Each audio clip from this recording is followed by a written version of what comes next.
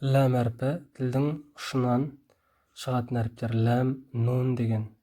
Яғни жоғарғы таңдайдың қасына қызыл етке тию арқылы шығады. Ләм, нун, лә, лилу, нә, нину. Қазақта бар әріптер. Кейін ро да тілдің ұшы таңдайға жоғары тию арқылы шығады. Ро, ри, ру. Және то, дәл, тә деген әріп тілдің ұшы жоғарғы ортадағы екі күрек тұс, яғни алдыңғы тістің қызыл етіне тию арқылы шығады. Яғни тә, дәл, то әріптері. Тә, дәл, то арасында то жуан. Кейін тілдің ұшы төменгі ортадағы екі күрек түспен қызыл еттің қосылған жеріне тию арқылы. Яғни төменгі жағына қарай тілдің ұшы астың күрек түстің қызыл етіне тию арқылы зә, син, сод әріптер шығады. Зә, син, сод. Және тілдің ұшы сол екі күрек түстің ортасына, яғни сақау әріптер дейміз ғой, кіргізу арқылы шығатын әріптер де үшеу. Фә, зәл және зо әріптері.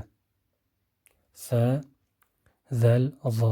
Және бізде қалған ерін әріптері, олар фә, және бә, мим, уау әріптері. Фә, жоғары ортада екі күрек түс. Мысалы, жоғарыдағы екі күрек түсіміз тістің төменгі еріннің ішіне тию арқылы шығады. Фә, фи, фу. Бә енді түсінікті. Мим, мә, миму ол да. Және уау әрпі. Уау да айтқан кезде ерін ұштары алға қарай дөңгеленеді. Уа, уи, у. Яғни дөңгелетіп шығарамыз. Сол себепті фә, бә, мим, уау әріптердің барлығы еріннен шығатын әріптер. Бұның барлығы махраж деп аталады, яғни әріптердің шығатын жері. Қатты мән беруіміз керек. Барынша оқыңыздар, қайталаңыздар.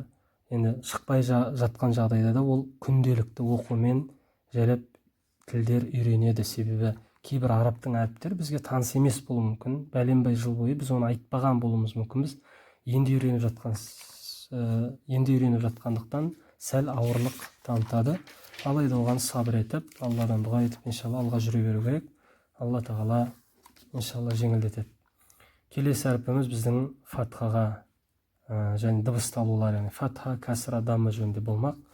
Сол сабақта жүздескенше субханакаллахумма бихамдик, нашһаду ан ла илаха илля ант, настағфирук ва натубу илейк.